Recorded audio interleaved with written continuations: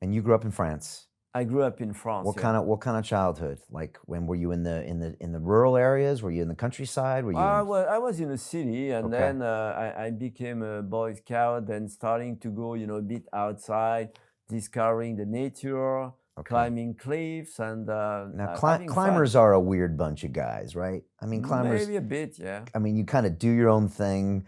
It's usually not the most social thing, right? You're up on a rock and I mean, you kind of tune out of society somewhat, climbers. Yeah, yes. Well, maybe yes. A long time ago, I was like that, but now I'm like close to 58, and I am exactly the opposite. I'm socializing with people. Okay. I do find interest in many things.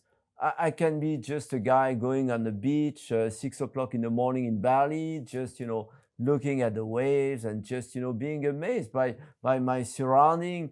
Finally, I can say I am seeing the world the way it is, Right. which when I was young, I was far too focused on climbing, on training, on being good, doing this, doing that. And then there's so many things that I didn't see. And fortunately for me, as I'm still in a good health, I can still see a lot of things that I didn't manage to see before. Yeah. All right. I want to go back to Chicago really quick because I lived in Chicago for 2 years Oh, wow. in the 90s. I don't know when did you climb Sears Tower? 1999. 99. Okay. I lived there about 1995 and I went up to the top of the Sears Tower deck. First of all, it's windy in Chicago. Yeah. It's cold and the Sears Tower is the scariest building. I was up at the observation deck maybe at the 106th floor, 103rd floor. I mean, Yeah, you're right. it's a scary building, it's massive and you went to climb it and you had a point where you said I'm dead, right? I mean, you Oh were up yeah, there. well, especially on that day when I climbed it. First of all, why'd you climb it?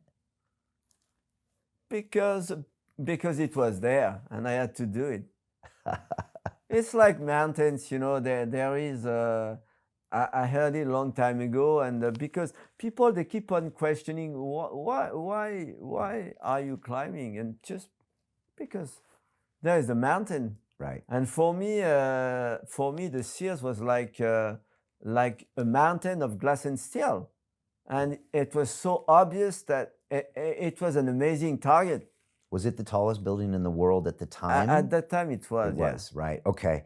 And you had done your first building only about 4 years earlier in 95. Also in Chicago. Oh, also in Chicago. All right. At that time, I saw the Sears, and I just thought, fuck, this building is totally impossible. It's scary, actually. I went to the observatory deck. I was looking down, although I was used to it. I had climbed a lot mountains, with like 1,000 meters cliffs. But, a building is different because you're having a reference point. You can see the scale because down the road, you can see the car. And the car in your mind, it means something. If you are climbing a big mountain, you are not seeing such a thing. So at one point you get lost. You don't know whether you are 500 meters above the ground, 1,000 or 2,000, because you are kind of lost. Okay. But on a building, you are perfectly knowing where you are. Because there's cars on the ground and it's so straight, you can see all the details. Definitely it is scary. Okay. And I love that scariness because I just knew that, wow, I'm gonna do that. Right. The morning I was about to do it, I was even crying. Really? Because I knew that most likely I was living my last few hours. Wow. I was crying, but I have decided, no way, I am not moving backwards. I'll do it. How do you deal with the emotions, say 24 hours before? What's happening? Are you going up? Are you going down? The tears, are they tears of fear? Are they tears of joy?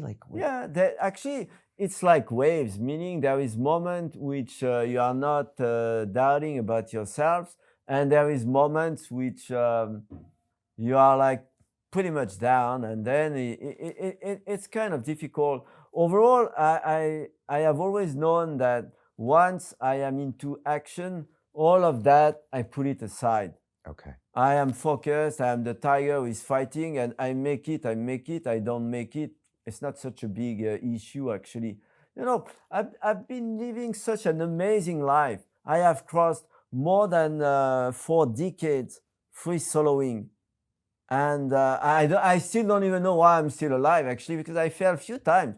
Doctors, they said year 1982 that physically talking, I was not going to be able to climb back. Right. You fell in 82. Yeah. This is 13 years before you climbed a major skyscraper in Chicago. Even the cliffs, because Right. a lot of people are not knowing that I did amazing cliffs free solo. Super high difficulties. Yeah. What are they called? Like 513? 513D. D. Except that, when I became mediatic, the journalists, they said, we don't care about cliffs.